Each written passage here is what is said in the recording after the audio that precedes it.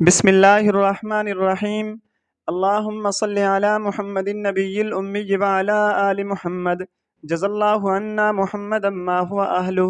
بال رکھنے کے آداب۔ بالوں کو سلیقے سے رکھنا، سر کے بالوں میں تیل لگانا، کبھی کبھی کنگھا کرتے رہنا، کنگھا کرنے میں دہنی طرف سے ابتدا کرنا، درمیان میں مانگ نکالنا، کبھی کبھی بڑے بال موافق سنت رکھنا، سر کے کچھ بال بڑے اور کچھ چھوٹے رکھنا درست نہیں، سر کے بال کتروانے یا منڈوانے میں دہنی طرف سے ابتدا کرنا، بالوں کو دفن کر دینا، کفار کے مشابہ بال نہ رکھنا، عورتوں کا مردوں کے مشابہ بال نہ رکھنا، سفید بالوں پر خضاب لگانا، کالا خضاب لگانا جائز نہیں، سفید بالوں کو نہ اکھاڑنا، کان کے بال کاٹنا یا اکھاڑنا۔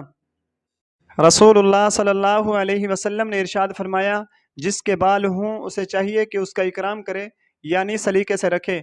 آپ صلی اللہ علیہ وسلم کثرت سے سر میں تیل لگاتے اور داڑھی میں پانی سے کنگھا کرتے۔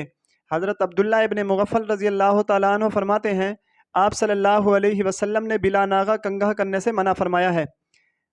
حضرت عائشہ صدیقہ رضی اللہ تعالیٰ عنہ فرماتی ہیں، آپ صلی اللہ علیہ وسلم دہنی طرف سے ابتدا کو پسند فرماتے، جوتا پہننے میں، کنگھا کرنے میں اور پاکی حاصل کرنے میں اور دیگر تمام امور خیر میں۔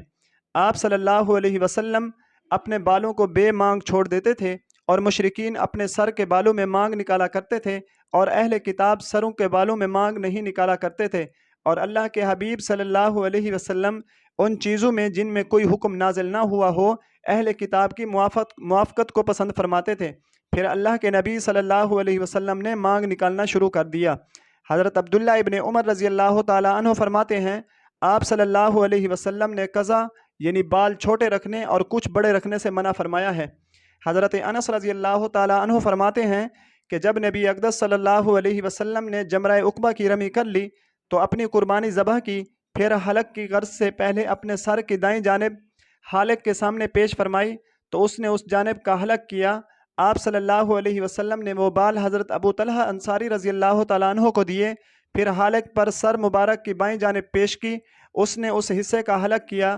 آپ صلی اللہ علیہ وسلم نے وہ بال بھی حضرت ابو طلحہ انصاری رضی اللہ تعالیٰ عنہ کو دے کر فرمایا، ان کو لوگوں میں تقسیم کر دو۔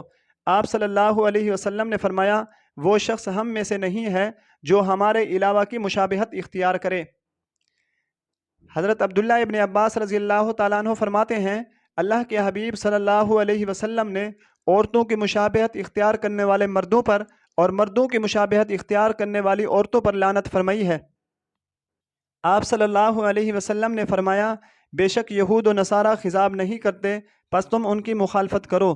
آپ صلی اللہ علیہ وسلم نے فرمایا، آخری زمانے میں کچھ لوگ کالا خضاب لگائیں گے کبوتر کے سینے کی طرح، وہ جنت کی خوشبو بھی نہ سونگھ پائیں گے۔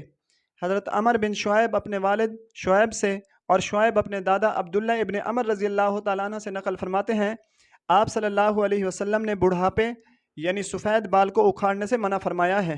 وصلی اللہ علی النبی الامی۔